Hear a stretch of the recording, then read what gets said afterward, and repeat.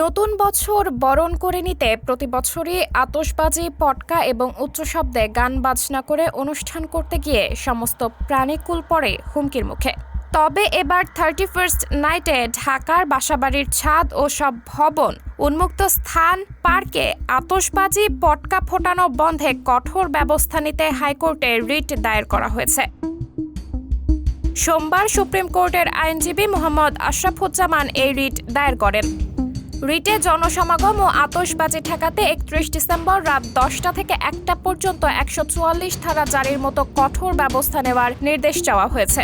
বিচারপতি মোহাম্মদ জাহাঙ্গীর হোসেনের নেতৃত্বাধীন হাইকোর্ট বেঞ্চে রিট আবেদনটির ওপর শুনানি হওয়ার কথা রয়েছে। স্বরাষ্ট্র সচিব, আইজিপি, ঢাকার পুলিশ কমিশনার সহ সংশ্লিষ্টদের রিটে বিবাদী করা হয়।